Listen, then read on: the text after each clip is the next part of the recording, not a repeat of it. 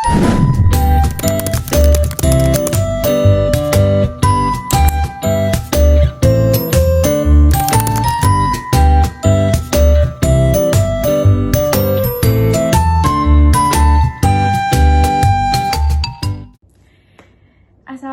warahmatullahi wabarakatuh. Om Swastiastu, Namo Buddhaya, salam kebajikan, dan salam sejahtera untuk kita semua.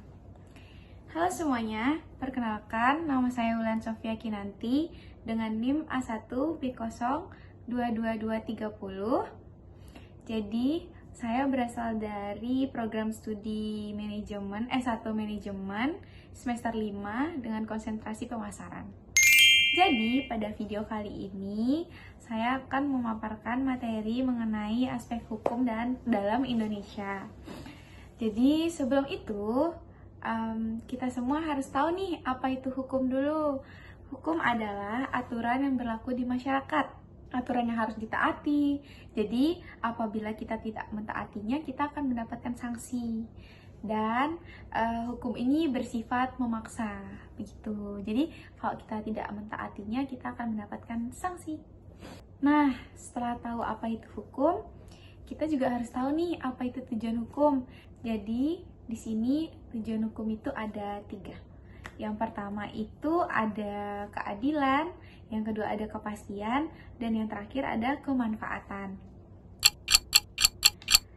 Nah, jadi keadilan itu bersifat proporsional. Nah, jadi yang kedua itu ada kepastian. Kepastian itu sifatnya pasti, yang dimana kita bisa ambil contoh dari pajak. Nah, apabila semakin tinggi pendapatan kita, maka semakin besar pajak yang harus kita bayarkan kepada negara. Seperti itu. Dan yang terakhir itu ada kemanfaatan. Nah, kemanfaatan ini seperti kejelasan. Seperti kepastian hukum, kayak manfaatnya itu seperti apa gitu, harus jelas, manfaatnya harus jelas, dan harus mencakup kepastian hukum, dia harus pasti. Kemudian setelah tahu apa itu hukum dan apa tujuan hukum, kita juga harus tahu apa sih sumber-sumber hukum itu. Nah, jadi materi selanjutnya, setelah tahu apa itu hukum dan apa itu tujuan hukum, kita juga harus tahu nih sumber-sumber hukum itu apa aja sih. Jadi sumber hukum itu ada banyak sekali sebenarnya. Nah, yang kita ambil di sini itu ada 3 sumber hukum. Yang pertama ada traktat, yang kedua ada jurisprudensi, dan yang terakhir ada doktrin. Di sini saya akan menjelaskan secara simpel apa pengertian-pengertian dari sumber-sumber hukum tadi. Yang pertama itu ada traktat. Nah, traktat ini merupakan perjanjian antara 2 negara atau lebih.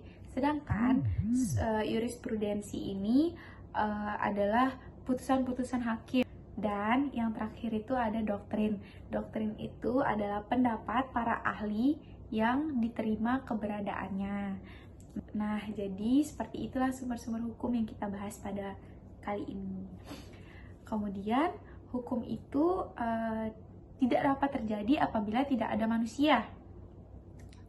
Hukum itu juga apabila semakin kompleks manusianya, maka semakin kompleks pula hukumnya. Seperti itu. Mungkin sekian yang bisa saya sampaikan. Banyak yang kekurangan dalam video ini, mohon dimaafkan. Sekian dan terima kasih.